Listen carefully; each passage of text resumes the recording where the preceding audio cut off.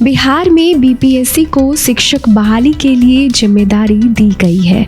आपको बता दें कि बीपीएससी के चेयरमैन अतुल प्रसाद ने सोमवार को प्रेस कॉन्फ्रेंस किया और उन्होंने जानकारी दी है। दरअसल अगले 2 से 3 दिनों में ही बहाली के लिए विज्ञापन आने वाला है। कुल 1,70,461 यानी कि करीब 2 लाख पदों पर शिक्षकों की भर्ती होने वाली है। बीपीएससी चेयरमैन ने जानकारी दी है कि राज्य सरकार ने अनुशंसा भेजने के लिए कहा था। इसके बाद ही बहाली की प्रक्रिया के काम की शुरुआत हुई। राज्य के प्राइमरी, मिडिल और हायर सेकेंडरी सरकारी स्कूलों के लिए भर्ती होनी है। इसमें 79,943 प्राइमरी स्कूलों में भर्ती होगी, जबकि 32,916 पदों पर मिडिल स्कूलों में भर्ती होने वाली है। हायर सेकेंडरी सरकारी स्कूलों के लिए 57,602 पदों पर बहाली होगी। प्राइमरी स्कूलों में शिक्षक बनने के लिए इंटर पास होना जरूरी है। इसके साथ ही सीटेट और बीएड का होना भी जरूरी है।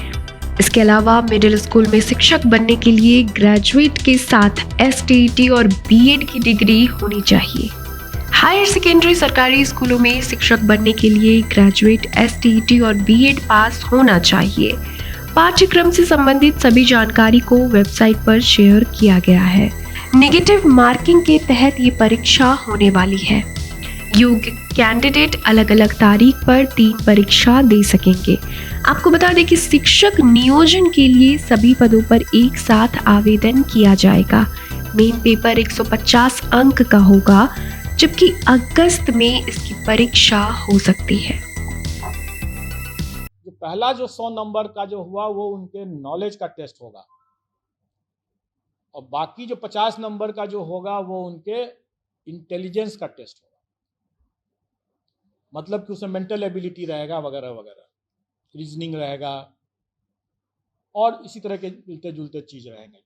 जो उनके कुछ हो सकता है कि सामान्य तरह का जो एक किसी भी जागरूक नागरिक को या शिक्षक को थोड़ा बहुत ज्ञान होना चाहिए सामान्य ज्ञान का, तो वो उसी तरह का रहेगा। वो बहुत ऐसा बिल्कुल नहीं रहेगा कि हम कोई, जो लोग ये आशंकित हो रहे हैं कि हम एसडीएम बना रहे हैं, ऑफिसर बना रहे हैं, ऐसी बात नहीं है। वो भी लोक सेवक ही होंगे, और जो एसडीएम जो है वो भी लोक सेवक ही होंगे। और किसी भी एक लोक सेवक को एक जो सामान्य ज्ञान का जो स्तर होना चाहिए, इसका स्तर उतना ज़्यादा नहीं होगा, जो कि स्पष्ट है। लेकिन इसमें 50 नंबर जो रहेंगे वो उनके विषय ज्ञान से हट करके ये उनके सामान्य ज्ञान, जो उनकी बुद्धिमत्ता का जो हम असेस करने का प्रयास करेंगे, इसमें नेगेटिव मार्किंग रखेंगे। लेकिन अभ्यर्थियों को उससे घबराना नहीं चाहिए, क्योंकि आफ्टर ऑल जो वो पढ़ाएंगे बच्चों, जो उनका अपना खुद का विषय है, जिस पर उन्होंने पढ़ाई किया है और जिस पर वो आगे काम कर रहे होंगे या काम करेंगे, उसका तो उनको ज्ञान होना ही है। जैसे 1,70,000 से ऊपर वैकेंसी है। अगर अभ्यर्थियों की संख्या हम माने कि 6-7 लाख अगर होंगे, तो आप अनुपात देख लें कि सक्सेस का अनुपात काफ़ी बेहतर है कंपेयर टू जो कंबाइंड सिविल सर्विसेज एग्ज़ाम, जिसमें कि काफ़ी मारामारी रहता है। तो इसमें उतना घबराने की ज़रूरत नहीं है। प्रश्न का स्तर जो होगा वो कठिन नहीं होगा, लेकिन डेफिनेटली वो एक तरह से बहुत हल्का भी नहीं होगा। वो उनके जो काम जो करेंगे, जो पढ़ाएंगे, उसको उसके ही आलोक में उसका स्तर होगा। नेगेटिव मार्किंग संबंध में जानते हैं कि अगर 5 ऑप्शन रहेंगे अगर, तो 1/n-1 होता है फॉर्मूला उसके हिसाब से। मतलब कि अगर 5 ऑप्शन है तो मतलब कि 4 गलत प्रश्न और 1 सही प्रश्न मिलाकर के 0 होना है। 5 ऑप्शन है तो 1/4 हो जाएगा, और अगर 4 ऑप्शन है तो 1/3 माइनस हो जाएगा।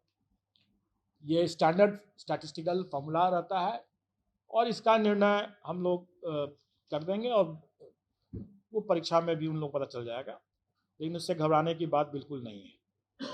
एग्ज़ाम कब तक होगा? एग्ज़ाम हम लोग कोशिश करेंगे कि हम लोग उनको लगभग 3 माह का हम लोग उनको टाइम तो देना चाहेंगे, 90 दिन का।